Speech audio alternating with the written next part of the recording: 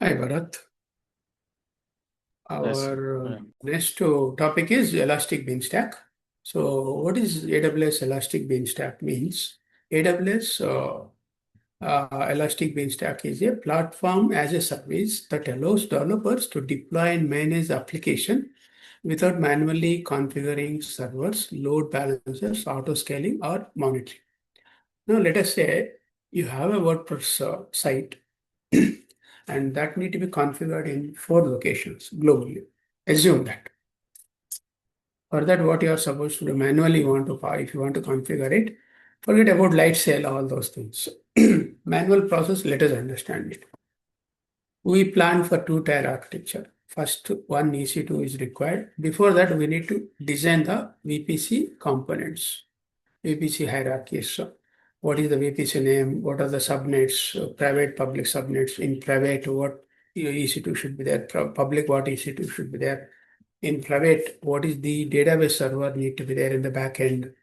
All those servers need to be configured Okay. in one location. Then later on top of that, we need to use load balancer and connect in the load balancers to this particular setup.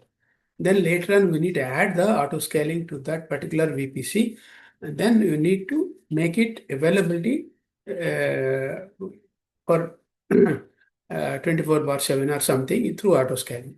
Assume that one site is built, one location availability zone is built it. Now you need to scale it up to different locations. You need to spread it up.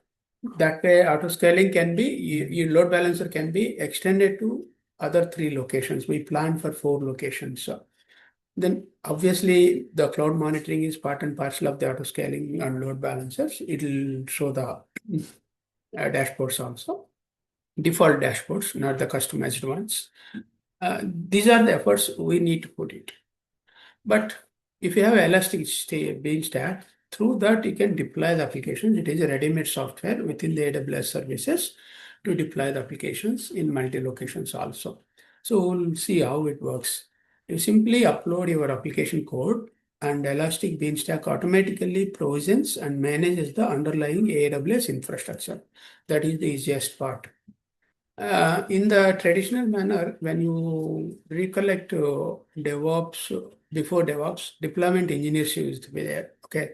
In fact, in 2009, 8, I worked as a deployment manager for British Telecom in Pune in Tech Mahindra ODC Offshore Development Center. Okay. Okay. So what we used to have tools for deployment also, like sysadmin guys develop some kind of tools using Perl scripting languages. So those tools used to deploy the server patches and also builds also if it is new one. That script used to run hours together.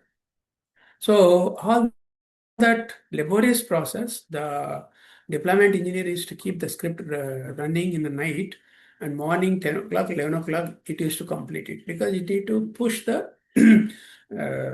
application and after that it need to configure the database servers, then copy the required database from the backups and make it server up running and the required maintenance activities need to be put into the scheduler also. These are the major phases in the deployment. So now, if you see in the Elastic Beanstalk, they say it automatically provisions and manages the underlying AWS infrastructure. So if you see, you think this way, EC2 plus load balancer plus auto scaling plus monitoring, which is CloudWatch, then deployment automation is equivalent of Elastic Beanstalk. If you compare with my past deployment role, we used to do physical infrastructure setup like EC2 instead of EC2, Linux servers, load balancers. Load balancers, again, we need to set up the network infrastructure and we used to set up some desktops or Linux servers to work as load balancers. Then auto scaling is not possible, manual setup only, but connecting to different locations through network is required, network management. And then monitoring will happen through particular tools only, all these through the network monitoring tools. So then deployment automation is partially it was done particular script-wise, application-wise, or database setup-wise, not fully. So that is the difference. Here, Elastic Beanstalk is taking care of all these things with programmatically in the backend. Then simple analogy is traditional deployment is you are comparing with different activities in traditional model. You are buying a land, assume that is equivalent of uploading the code into the Beanstack. You are building a building. You build building. Building is building, and AWS creates infrastructure. Building is nothing but the cloud infrastructure. You are building it here. So that's where we discussed it, right? Different floors are nothing but VPC subnets, right? Then entire building is virtual private cloud. One building is one VPC. Like that, we discussed it in the morning sessions for VPC use cases, right? Then after that, you are installing electricity. Electricity installation is AWS configure networking. Obviously, we discussed that. Within VPC, networking is required. It can be peer-to-peer network or single network also. Peer-to-peer is required. When you are configuring to different locations, those locations need to be interconnected for database synchronization purposes, blogs synchronization purposes. Then hire maintenance team. You are hiring building maintenance team. Here, AWS manage platform operations. It means automation is there with backend AWS cloud services. Those are going to manage all these operations, platform operations. As we discussed it here, you have monitoring, you have auto scaling, you have load balancer, all these things. It is easy to server is there, all those. Then run business. Once the building is built, it is set up, everything office you are running for business purpose. Then that is the activity here. Equivalent is focus on application development. It means once the setup is done, we're going to work with the application development and feature releases, such kind of things. If you take a WordPress site, we might enhance some code for different activities also in future. So all those are part of the development. That is the overall simple analogy comparing with traditional like maintenance of the buildings or traditional models. We compared with the Elastic Beanstalk activities. You got it? Yeah, okay. Yep. So what are the technologies it support? Normally, application code can be there in PHP if it is a WordPress, but real business applications might have designed in Java, Python, Node.js, .NET, Ruby, and Go language, and containers, Docker containers in microservices. Then there can be Tomcat servers also. You can also deploy custom Docker containers also. So all these technologies are included in Beanstack. Depends on the application setup. We are going to select that particular option. If you are building WordPress site, you need to select the PHP because WordPress code is there in the PHP, right? Right. Yeah. Now, Yes, yes. what infrastructure does Elastic Beanstalk create? When you deploy an application, Elastic Beanstalk can automatically create EC2 instances, like in the Lightsail. Lightsail, we worked with a lot of setup for EC2 also. Oh, we gave some parameters, right? Is it Yeah. right? Yes, You yes. practiced it. So Yes, yes, here, correct. EC2, yeah, the same way EC2 instances can be created by Beanstalk. Auto-scaling group is set up by default. Load balancers can be set up. Then security groups. So the security groups, identity access management security groups. Then CloudWatch monitoring is set up automatically. IAM roles are set up. S3 deployment storage is there. Buckets can be created. Then later on objects can be uploaded into that. Then VPC configuration. Here, when you say S3 deployment storage is nothing but your PHP code is going to be uploaded there into the S3 bucket. From there, it takes deployment with the Beanstack. Then VPC configuration. Then RDS database is there, but it is optional. If you want to use it, you can use it. Like in the Lightsail, we use it only MySQL server. Here also, you can do the same way or use the RDS. For safe side, using RDS is best. So how the Beanstack fits into live infrastructure? There are internet users, they are accessing the WordPress site. Then load balancer is there. EC2 instance 1, instance 2 are there. Then Amazon RDS is there. CloudWatch is there. These are the components it has got in the architecture. Then deployment workflow, how it works. Developer is working with that Beanstack, is uploading the code from GitHub. Then Elastic Beanstalk is going to take that code and it creates the infrastructure with that, then deploys application, then application available online. But there are a lot of steps we need to follow. We are going to get the detailed steps. We'll follow them like in the Lightsail setup, right? Now let Okay. us see the use cases.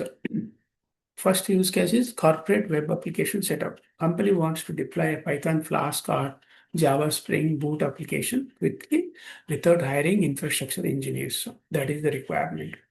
Deploy the application using Elastic Beanstalk. It means one developer, if he understands the Beanstalk operations, he will be able to catch up. He will be able to deploy the same thing instead of working with the DevOps engineer, right? One role is saved there, right? Okay. Yes. Yes. So you as a solution architect, you need to give orientation sometimes to surrounding support staff also, where they can pick up the task and do that activities also. For that, you are learning all these things now from this coaching, building some small POCs to understand the technical skills, all those things, right? Yeah. Yes. So now in the architecture wise, if you see, users are there. Load balancer is talking to the users in the front end from the internet with the DNS. Then Elastic Beanstalk environment is running all the setup with EC2's RDS database. The benefits of Beanstalk is it deploys in minutes. Automatic scaling is there. Built-in monitoring is there. Reduced operational effort is there. It means you don't need to work more manually for maintenance. It takes care of that. One is it takes care of the database servers. It takes care of load balancing. It takes care of auto scaling. All those things, right? Okay. Then what is the use case to startup MVP deployment? It is here. If you see, startup needs to launch a product quickly and focus on features rather than management.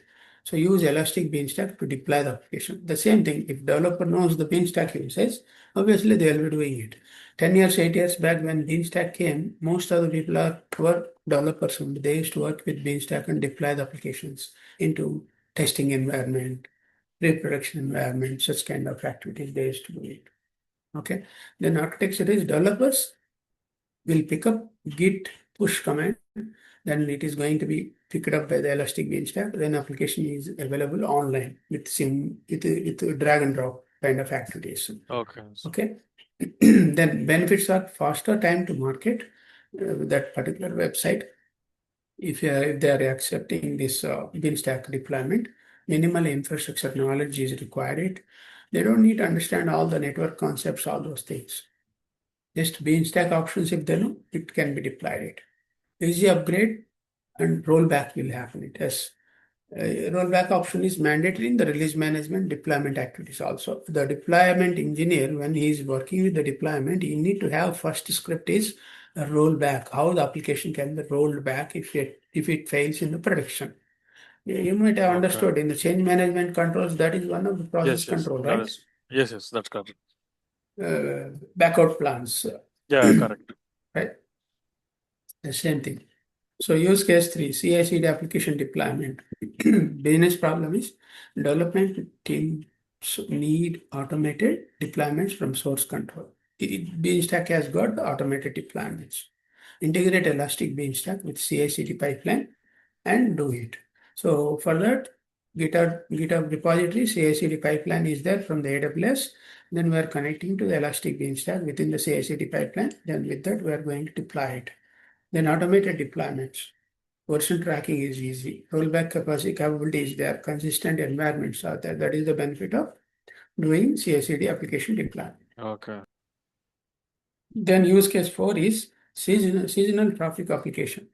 An e-commerce website experienced massive traffic spikes during festivals and sales. We discussed it. 3 seasons are there: Thanksgiving Day, Christmas season, New Year season, such kind of things across countries, right?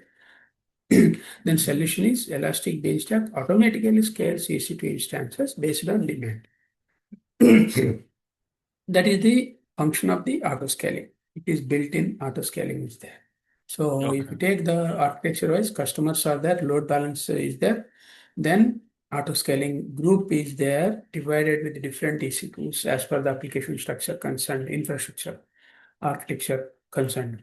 Benefits are handles traffic spikes automatically, reduces downtime risk, optimizes cost during low traffic periods, improves customer experience. It means this is the benefit of deploying e-commerce application for seasonal traffic Mm, handling purpose.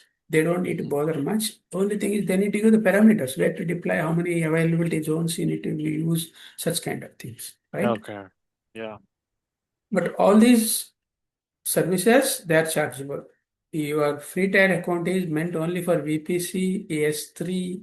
AS3 some options are chargeable. Then RDS some options are chargeable. That's all. Up to RDS only it is there. Oh, okay. Other components, services components, they are chargeable. Okay. Okay. Okay. Okay. So here there is a code given. We will see these things in our POC later on. Uh, some examples he has given it. But EC2 versus Elastic Beanstalk, if you compare it, feature is service management is there. It is manually you need to manage the service. It is automated EC2 Uh, operations. yes. So, Tell me. can you share your screen, sir? I'm actually seeing the in ChatGPT, but this is something extra. Is it not? I did not share so far for you. It is you shared, but the till fourth case I could see. Okay. Yeah. Oh, okay. Now, yeah, 4 case only. I'm not Yeah. continuing from the Yes. use Yes. cases because we will be working on these things in future. Okay. Okay, Okay. sir. So now let us see best practices for production. Use a custom VPC. You need to customize the VPC. Place database in a private subnets. That is the standard. Database server should be in the backend. Then enable rolling deployments. Enable enhanced monitoring. Some customization can be done in the CloudWatch. Enable use managed database bases instead of local databases. Managed databases are being provided by the RDS. Through RDS services, it is automated it, which is called serverless computing with RDS, right? Okay. Then store media files in S3. Yes. Configure alarms using CloudWatch, all these things. Why enterprise choose Elastic Beanstalk? For faster deployments, reduced infrastructure management, built-in scaling and monitoring. Autoscale is there, CloudWatch is there within that. Then supports multiple programming languages, application programming language, application code compatibilities. Then simplifies CI/CD adoption, integrate with core AWS services. When you talk about simplified CI/CD adoption, means it is compliant with the DevOps process also. Right? Elastic Beanstalk is ideal for teams that want to focus on building applications rather than managing infrastructure as individually managing the servers, right? Let me stop recording for this one.